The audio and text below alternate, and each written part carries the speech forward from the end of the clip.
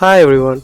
In this video, I would like to share my IELTS reading tips and strategies and how I was able to achieve a band 9 score in reading.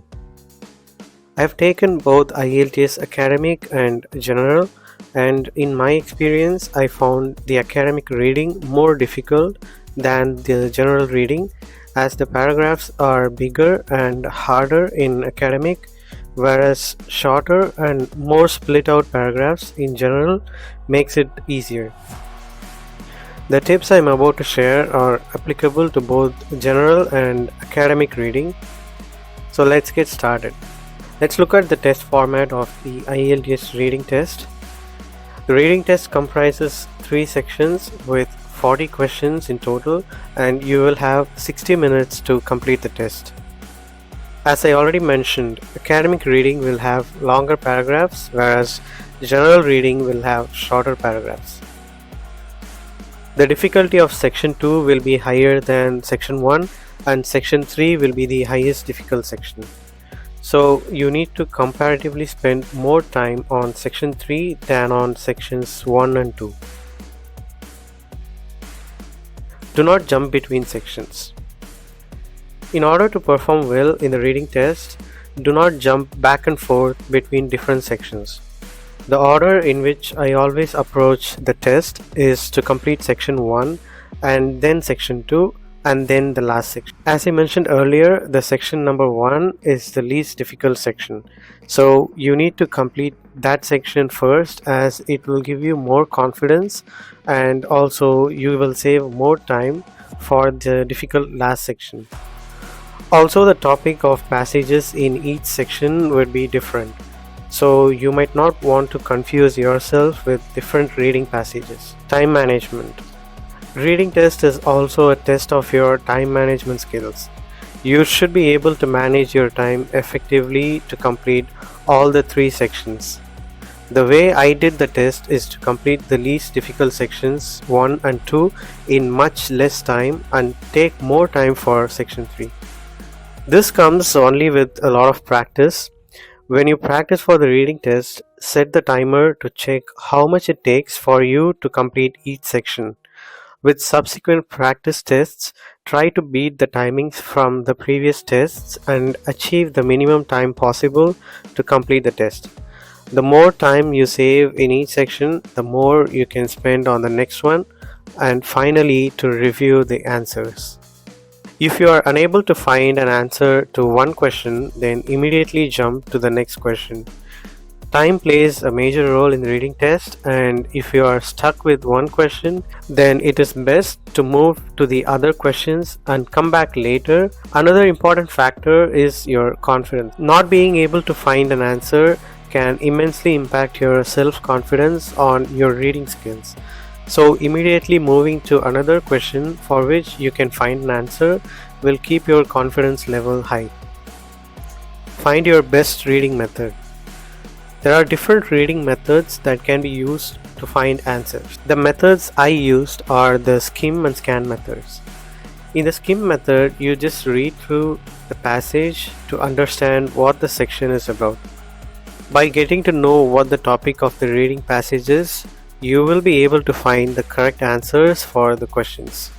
Scanning method is nothing but looking through the paragraphs to find a keyword and specific word or information for a question. To put things in perspective, when starting a section, first I do skimming to quickly understand the idea or the topic of the passage. Then I read the first question and do a scanning to find the specific keyword to locate the answer. Once I know where to look for the answer, I then read the complete sentence to find the correct answer to the question. This method has helped me in all the reading tests. You can apply these 2 methods to all the sections of the reading test. True, false, not given.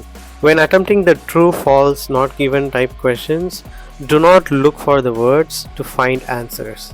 Instead, you must understand what is given in the paragraphs to know whether a statement is true or false or not given.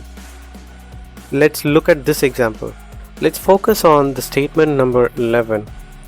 where it says bookkeeping is intended for advanced students only. Now this is the statement that you need to verify whether it is true or false or not given. As you can see, we have the bookkeeping section in a separate paragraph.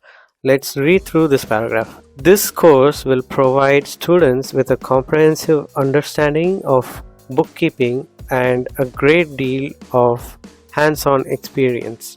And then there's a code, and then we have a date and time, and also we have the cost. The statement in question says that bookkeeping is intended for the advanced students. And if you look at the paragraph that was given, it just says why the bookkeeping course is helpful and what it provides. It doesn't specify anything related to the target audience. So the answer for this statement is it is not given. Another tip for answering these types of questions is to first check the paragraph to find any sentence to prove the statement is true. When you think the statement is not true, then do not assume that it is false. Look for statements that contradict the one given in the question. If both true and false conditions fail, then you can safely say that it is not given. When attempting this section, make sure the specific piece of information given in the question statement is available in the paragraphs. When deciding the statement as not given, it means that specific piece of information is not given. Let's look at another example. Look at the statement number 12. This statement says that the new enterprise module can help your business to become more profitable. It gives the benefit of the new enterprise module. Now let's look at the question statement. It says understand company structures, tax rates, deductions, employer obligations, profit and loss statements, GST and budgeting for tax. As you can see, the paragraph says why the new enterprise module is helpful, and many people looking at the word profit immediately think that the answer is true. But if you take a careful look at the paragraph, it doesn't say that your business would become profitable. It just says you can understand these components of your business. So the answer for this question would be not given. Matching headings type questions. The best approach to attempt the matching headings type questions would be to read each paragraph and find the matching heading. This way you know what each paragraph is talking about and match the correct heading. If you do the other way, you will look for keywords from the question and end up choosing the wrong answers. It is very important to fully understand what each of the given paragraphs are about. Again, you don't need to fully read through the paragraphs and memorize. The skimming method would work fine. Fill the blanks. When attempting the fill the blanks type questions, make sure you stick to the word count given in the heading of the section. If the question asked you to not write more than 3 words, then you shouldn't write more than 3 words. Another very important aspect is that the sentence must look grammatically correct once you write down the answer. You must include the correct articles or prepositions in your answer as needed to make the sentence grammatically correct. Transfer your answers at the end of each section. Do not wait until the last minute to transfer your answers to the answer sheet in a paper-based exam. You might run out of time if you plan to transfer all the answers at the end. These are all the tips I have for the IELTS reading test, and I hope you found it helpful. Please check out my other videos on IELTS listening tips and my IELTS exam preparation strategies. Thank you so much for watching, and all the best.